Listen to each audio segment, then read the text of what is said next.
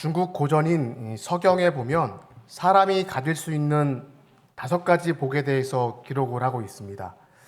첫째는 장수의 복, 오래 사는 것이죠. 두 번째는 부귀의 복, 물질적으로 넉넉하게 사는 복입니다. 세 번째는 건강의 복, 병 없이 사는 복. 넷째는 덕을 베풀며 사는 복, 다른 사람들에게 유익을 끼치며 사는 복이죠. 마지막 5번째는 평안한 죽음의 복입니다. 이 5가지를 이렇게 가만히 곰곰이 생각을 해본다면 특별하고 대단한 것이 아닌 듯 보입니다. 무슨 말씀이냐면 오히려 지금 우리가 지금 살아가면서 이미 누리고 있는 것처럼 여겨지기도 합니다. 이 5가지 복은 저 멀리 어떤 이 신비로운 것이 아니라 지금 우리의 삶 속에서 어떻게 살고 있느냐에 달려 있습니다. 그런데 한번 물어보겠습니다. 여기 계신 분들 5가지의 이 복을 다 누리고 계십니까?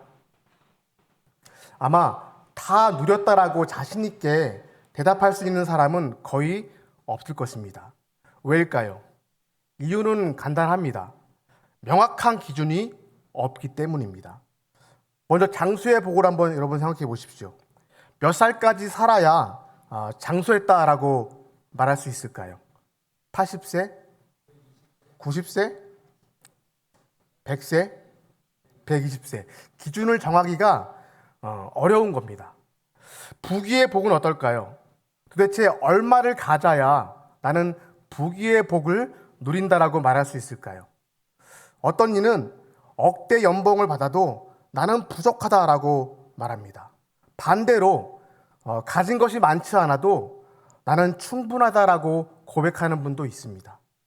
기준이 사람마다 다르기 때문이죠. 그런데 무엇보다 결정적인 것은 평안한 죽음입니다. 이건 누구도 장담할 수가 없습니다.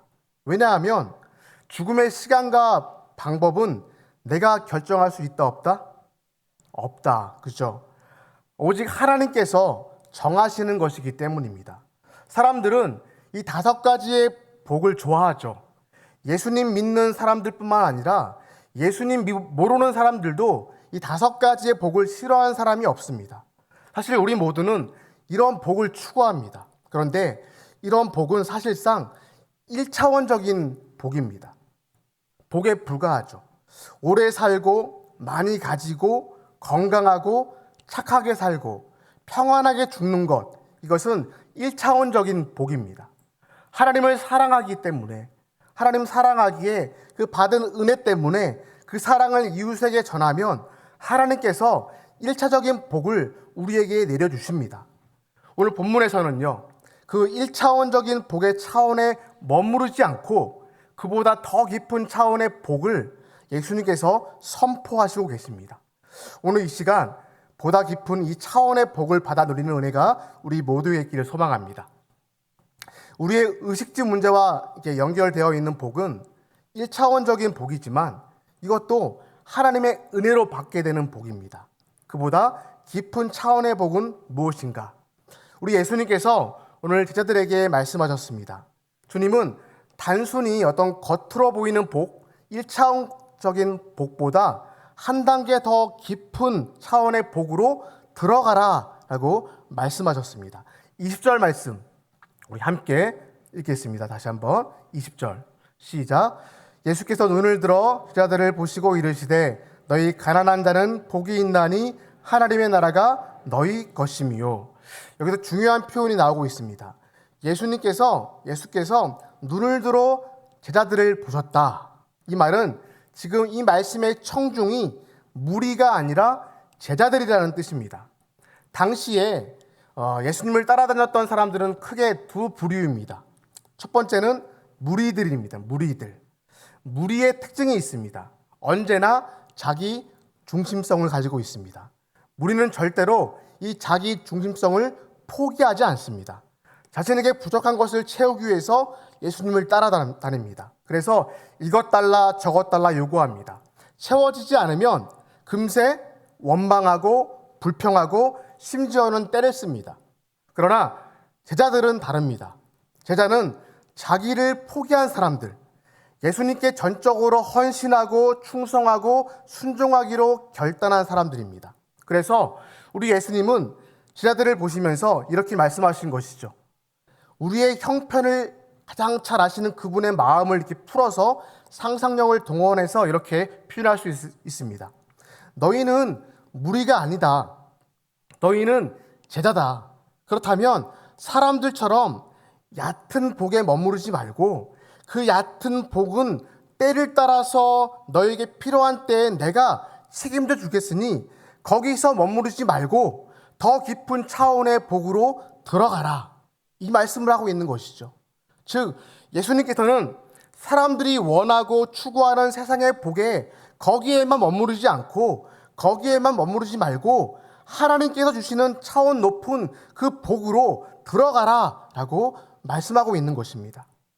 무리는 복을 얻으려 하고 거기에 머무르고 있지만 제자는 받은 복으로 그 받은 형통의 복으로 인생의 여정 속에서 감당해내며 살아가는 것까지 가야 한다라는 것이죠. 우리 20절 말씀을 다시 한번 읽겠습니다. 20절 다시 한번 읽겠습니다. 시작. 예수께서 눈을 들어 제자들을 보시고 이르시되 너희 가난한 자는 복이 있나니 하나님의 나라가 너희 것이며. 우리 예수님께서는 먼저 가난한 자가 복이 있다 말씀하십니다. 여기에서 말하고 있는 이 가난하다, 단순히 어떤 물질적인 결핍을 얘기하고 있는 것이 아니죠.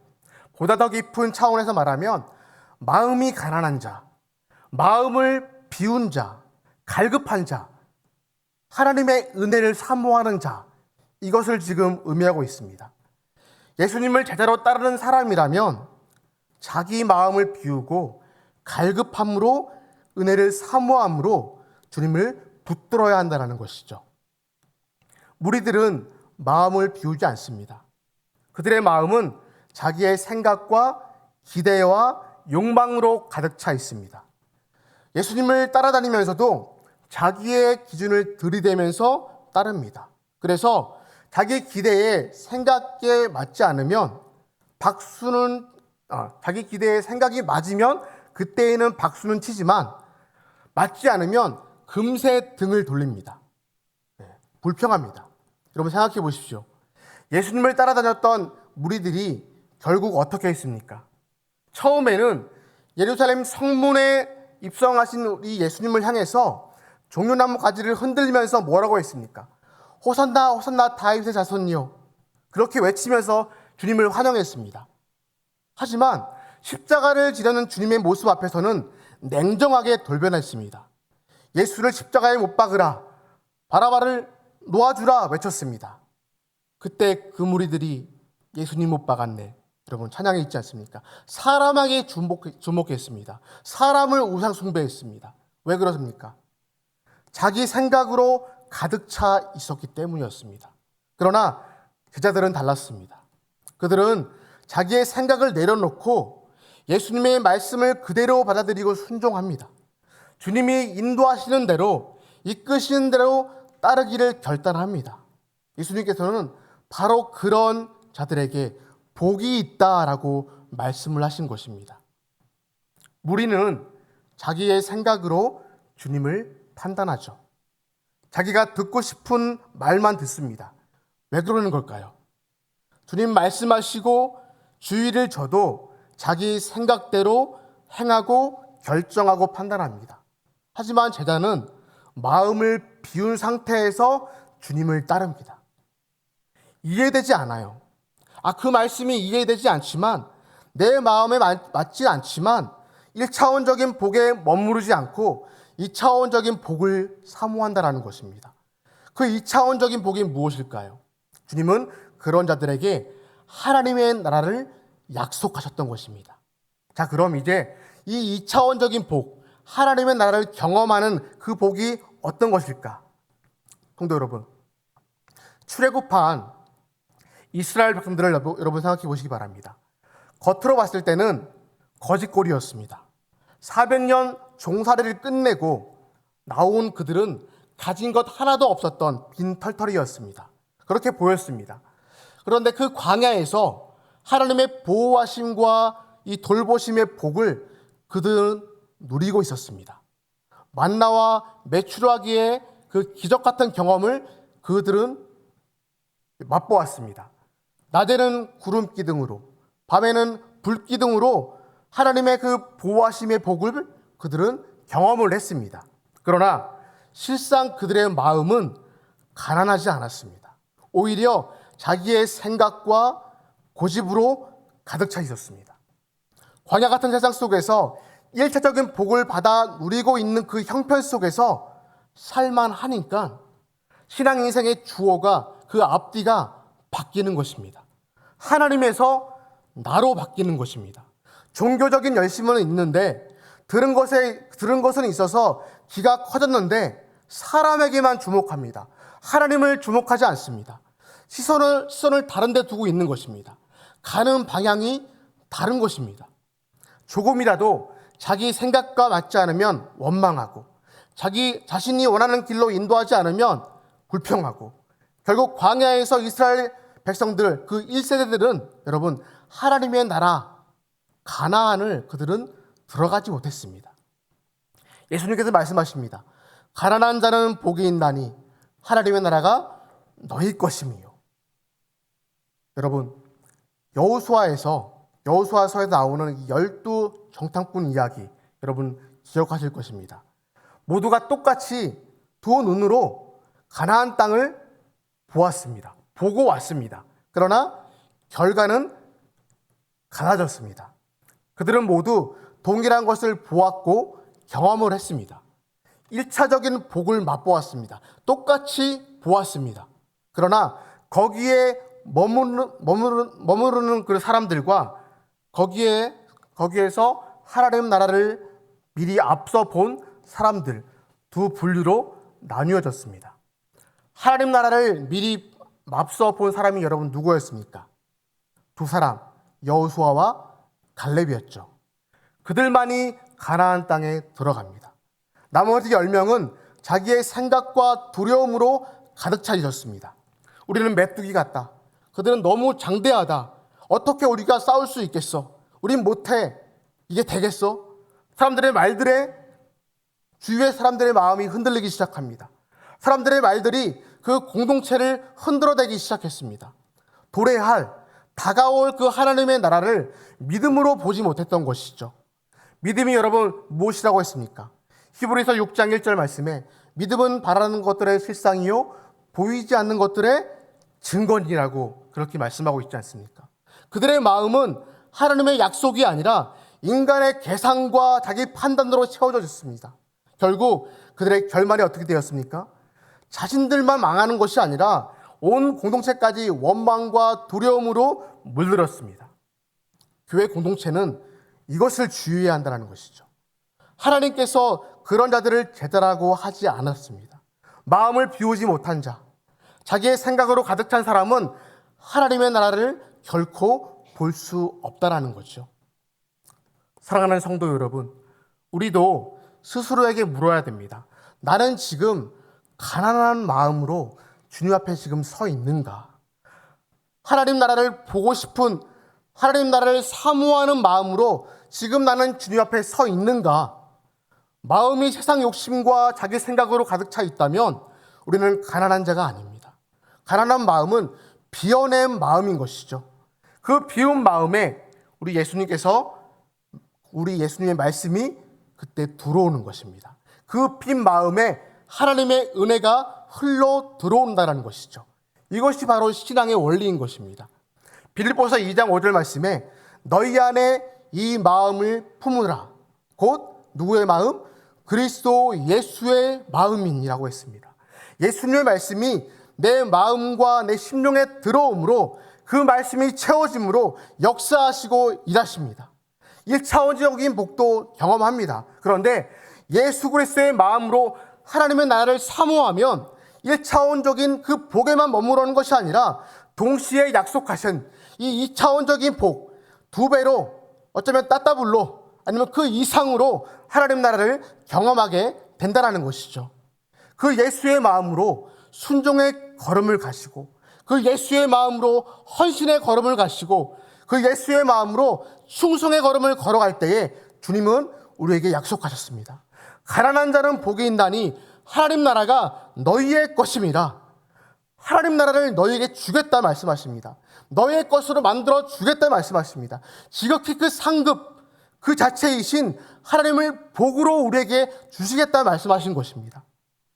말씀이 자신에게 마음이 자신에게 집중되어 있는 사람은 자기만 보고 사람에게 주목하지만 예수님의 사랑과 예수님의 그 마음을 품은 사람은 하나님의 나라를 보게 될 것입니다. 우리 21절 말씀 우리 읽겠습니다. 21절의 말씀 같이 읽겠습니다. 시작. 지금 줄인 자는 복이 있나니 너희가 배부름을 얻을 것이며 지금 우는 자는 복이 있나니 너희가 웃을 것이며. 예수님은 줄인 자와 우는 자가 복이 있다 말씀하셨어요. 여기서 말하는 줄임은 단순히 어떤 물질적인 배고픔을 의미하지 않습니다. 우리 교회 8월의 암송 말씀 여러분 기억하시죠? 기억하신다 얘기해 주십시오. 8월의 암송 말씀 화면으로 우리 한번 보겠습니다. 자, 빈칸을 한번 여러분 채워보시기 바랍니다. 예수께서 무리를 보시고 산에 올라가 앉으시니 제자들이 나온지라 입을 열어 가르쳐 가라사대 심령이 가난한 자는 복이 있나니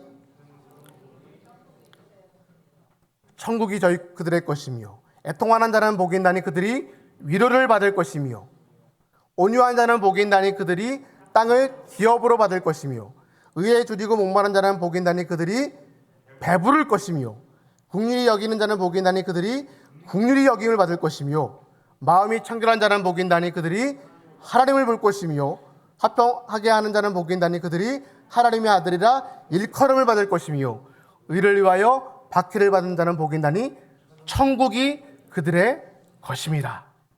여기서 6절 말씀이 오늘 설교 말씀과 연결됩니다. 다시 한번 우리 누가복음 6장 21절 말씀 화면을 통해서 다음 화면 누가복음 6장 21절 말씀 다시 읽겠습니다. 시작. 지금 줄인 자는 복이 있나니 너희가 배부름을 얻을 것이며 지금 우는 자는 복이 있나니 너희가 웃을 것이며. 지금 줄인 자는 복이 있나니 의에 줄이고 목마른 자를 지금 가리키고 있는 것이죠. 세상 사람들 곧 무리들은 자기 배만 채우려고 아우성칩니다. 교회 안에 소속되어 있으나 영적 건의의 질서를 따르지 않습니다. 이미 충분히 가진 것 같아 보여도 늘 부족하다며 이 일차적인 복에만 머물러 있어서 더 달라 외칩니다. 물질이 줄이다고 하고 권력이 줄이다고 하고 사랑이 줄이다고 얘기합니다. 이것은 지극히 자기 중심적인 굶주림의 표현이죠. 그러나 예수님의 제자는 다릅니다. 일차적인 복에 머무르지 않습니다. 제자는 하나님의 의로 하나님의 시선으로 줄인 자가 되어야 합니다. 세상을 바라볼 때는 이 세상이 정말 정의로운가 질문을 던질 수 있죠. 가진 자들이 더 가지려고 하고 힘 있는 자들이 더 움켜쥐려고 하고 가난한 자를 돌보지 않은 세상, 이것을 하나님께서는 의롭다 하지 않으십니다. 그러므로 예수님께서 말씀하셨습니다. 의에 줄이고 목마른 자는 복이 있다. 제자는 세상의 기준이 아니라 하나님의 기준으로 목마른 자가 되어야 합니다. 구약에서 신약에 이르기까지 하나님의 사람들은 늘 하나님의 의를 갈망하는 자들이었습니다. 하나님, 이 땅에 하나님의 정의가 임하게 하여 주옵소서. 주님의 뜻이 하늘에서 이루어지신 것 같이 땅에서도 이루어지도록 하나님 인도하여 주옵소서. 이런 갈망을 가진 자가 복 있는 자다 말씀하시고 있는 것이죠. 세상은 배를 채우려 하지만 제자는 하나님의 뜻을 채우려고 합니다. 세상은 웃기 위해 웃지만 제자는 울며 기도하다가 하나님께서 웃음을 주십니다. 교회도 여러분 예외가 아니죠. 사실 교회는요, 세상과 시각이 다른 결이 있습니다. 하지만 여전히 세상처럼 주림 가운데 있습니다. 더 많은 성도를 모으려고 하고 더 큰 건물을 세우려고 하고 더 많은 제사를 모으려 합니다. 이것은 서두에서 말씀을 드렸듯이 1차원적인 복에 머물러 있는 것입니다. 교회가 진정으로 줄여야 할 것은 무엇일까요? 하나님의 의와 하나님의 나라입니다. 그래야만 교회가 하나님의 시각으로 세상을 바라볼 수가 있습니다. 1990년대까지만 해도 세상은 교회를 빛과 소금이라 부르면서 칭찬하였고 존경했습니다. 교회가 이웃을 품고 사회를 섬길 때 사람들은 교회를 신뢰했습니다. 그러나 안타깝게도 지금은 상황이 많이 달라졌습니다. 교회는 세상의 조롱거리가 되었고 사람들의 마음에서 신뢰를 잃어버렸습니다. 왜 이렇게 되었을까요? 교회가 울타리를 높이 쌓고 성벽 안에서만 안정을 추구했기 때문입니다. 우리는 구원받았으니 됐다, 그런 식으로 안주하면서 세상의 아픔과 상처를 외면했습니다. 교회가 자기 안에 머무르려 할 때에 세상은 교회를 필요 없는 존재로 여겼습니다. 이제는 물줄기의 방향을 바꿔야 합니다. 교회가 세상 속으로 나아가야 됩니다. 성벽 안에 숨어있는 교회가 아니라 세상 가운데 들어가 선교적 교회로서의 시야를 안에서 밖으로 전환해야 합니다. 이것이 바로 이 시대의 교회에게 주신 선교적 교회로서의 사명이며 책임인 것이죠. 이제 교회는 도태되면 안 됩니다. 머물러서는 안 됩니다. 교육받지 못하는 굶주린 아이들에게 환경을 바꾸어 줄 수 있는 손길이 되어주고, 교육받지 못하는 학대받는 어린이들을 보호하는 울타리의 손길이 되어주고, 교육받지 못하는 장애를 가진 이 이웃의 손을 붙잡아주는 손길이 되어주고, 교육받지 못하는 고통의 이웃의 눈물을 닦아주는 손길이 되어주는 것, 이것이 바로 시대의 요청에 반응하는 우리 교회가 감당해야 될 시대적인 소명인 것이고 비전인 것이죠. 성도 여러분, 교회가 세상의 손가락질을 받는 이유가 여러분 무엇이겠습니까? 말로만 하는 믿음에 머물렀기 때문이겠죠. 이제는 그 믿음을 말로 하는 것이 아니라 그 믿음을 행함으로 나아갈 때에 하나님 나라의 더 깊은 차원의 복으로 들어갈 수 있다는 것입니다. 이 하나님의 나라의 그 더 깊은 차원의 복은 그렇다면 어떤 복으로 나타나는 것일까? 21절 하반절 말씀 같이 읽겠습니다. 시작. 지금 우는 자는 복이 있나니 너희가 웃을 것이며. 예수님께서는요, 우는 자가 복이 있다 말씀하셨습니다. 우리는 언제 울죠? 우리는 언제 울죠? 억울할 때 울고, 빼앗겼을 때 울고, 배고플 때 울고, 기쁠 때도 울고, 슬플 때도 웁니다. 그러나 우리의 눈물을 가만히 여러분 들여다보시기 바랍니다. 사실 대부분은 자기 중심적인 눈물이지 않습니까? 나 때문에 우리는 웁니다. 남을 위해 흘리는 눈물이 실종되었습니다. 그러나 우리 예수님의 눈물은 달랐습니다. 주님은 죽은 나사로의 무덤 앞에서 우셨습니다. 살아가는 자의 죽음을 바라보면서 통분히 여기시면서 우셨습니다. 주님은 예루살렘 성을 바라보시면서 우셨습니다. 하나님 말씀대로 살지 않아 멸망당할 그 성을 바라보시면서 슬퍼하시면서 탄식하시면서 우셨습니다. 예수님의 눈물은 자기를 위한 눈물이 아니라 영혼과 하나님 나라를 위한 눈물이셨습니다. 그러므로 제자는 자기 연민 때문에 우는 것을 넘어서서 예수님의 눈물이 내 눈물이 되어야 합니다. 죽음의 권세 아래 있는 영혼들을 바라보면서, 아직 구원받지 못한 사람들을 바라보면서, 멸망으로 달려가는 이 나라와 민족을 바라보면서 울 수 있어야 한다는 것이죠. 이것이야말로 복 있는 자의 눈물이라는 것입니다. 성도 여러분, 21절의 말씀에서 현재형의 단어가 나오고 있죠. 바로 지금이라는 단어입니다. 지금 줄인 자, 지금 우는 자는 복이 있다. 주님은 내일 하라, 나중에 하라 그렇게 말씀하시지 않았습니다. 지금 당장 하라 말씀하시고 계신 것이죠.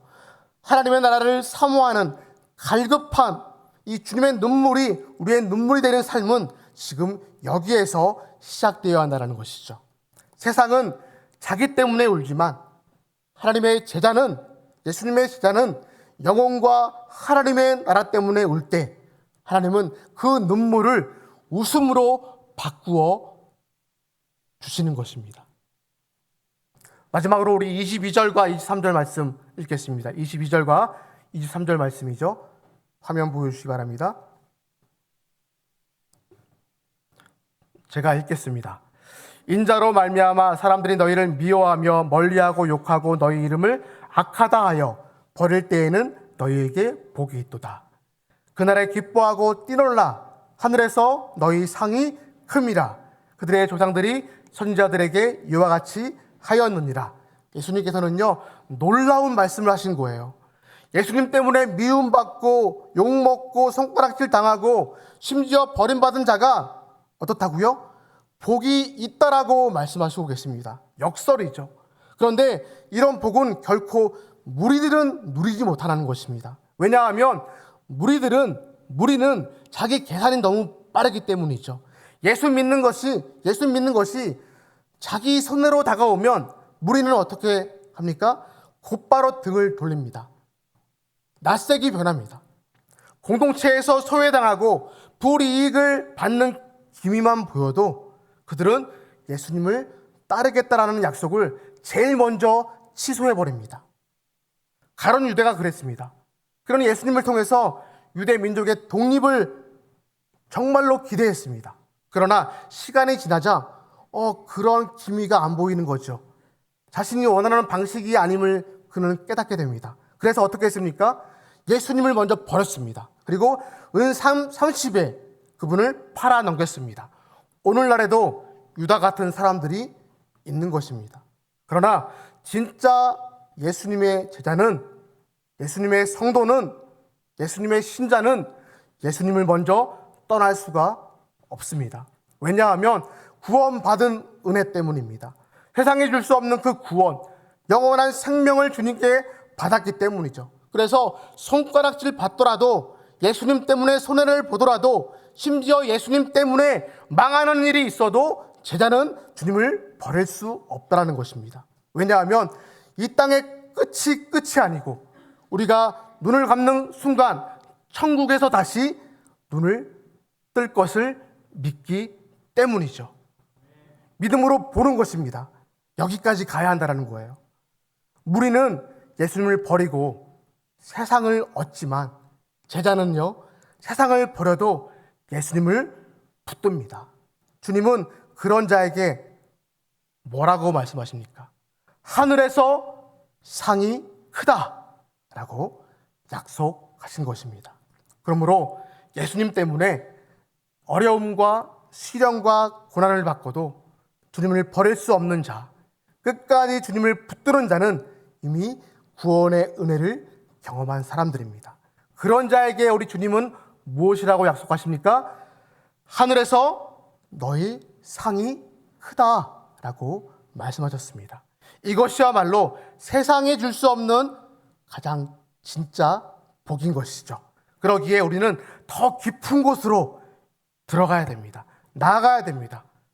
신앙생활을 오래 하면 오래 할수록 눈에 보이는 현상의 복만을 붙들고 싶은 그 유혹 너무나 많습니다. 우리에게는 물질의 복, 건강의 복, 눈앞에 그 복은 아무리 가져도 끝이 없습니다. 만족이 없습니다. 계속 더 달라고, 더 가지겠다고. 사람의 본성 그 자체가 그렇습니다. 한계이죠. 그러나 우리 예수님께서는 그 1차원적인 복에 머무르지 말고 우리에게 더 깊은 차원의 복으로 들어가기를 원하시고 계셨다는 것이죠. 그것은 영원한 복입니다. 사라지는 복이 아니라 하늘에 쌓이는 그 복을 지금 예수님께서는 우리에게 요구하고 있습니다. 내 욕망을 채우는 복이 아니라 하나님의 뜻을 이루는 복인 것이죠. 하나님 나라를 위해서, 우리는 하나님 나라를 위해서 성교적 교회로서 나아가는 그 전환점을 맞은 우리 교회에 주신 하나님의 더 깊은 차원의 복인 것입니다. 사랑하는 참빛 공동체 여러분, 우리가 이 땅에서 잠시 머무는 동안 이 얕은 복만 붙들고 살다가 인생을 끝내서는 안 되는 존재가 우리 고귀한 우리인 것입니다. 주님은 우리에게 더 깊고 더 크고 더 넓고 영원한 복을 약속하셨습니다. 이제는 그 복으로 들어가야 됩니다. 그리고 동시에 우리는 선교적 교회로서 그 부르심을 받았습니다. 교회의 담당을 넘어서 이제 세상 속으로 우리는 들어가야 한다는 것이죠. 우리가 나가는 그곳마다, 우리가 들어가는 그곳마다 가난한 자가 웃고 줄인 자가 배부르고 우는 자가 위로받고 주님 때문에 손해를 보더라도 기뻐하는 역사가 일어나기 때문입니다. 일어나게 될 것입니다. 이제 모두가 영적 파도에 몸을 맡기십시오. 단지 말씀의 은혜의 감동만 받는 그러한 수준이 아니라 실제로 하나님의 나라의 그 물결 속에 몸을 담그고 온몸을 던져보시기 바랍니다. 그 물결은 우리를 반드시 하나님의 뜻이 머무는 그 자리, 하나님께서 예비하신 목적지로 우리 교회를 데려가실 것입니다.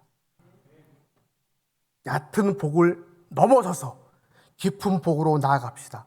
머무는 교회를 넘어서 선교적인 교회로 나아갑시다. 그리고 마침내 하나님께서 우리를 향해 준비하신 그 놀라운 목적지에 우리 모두 함께 도착하는 은혜를 누리게 되는 그 축복의 은혜를 우리가 맛보게 될 것입니다. 함께 찬양하겠습니다.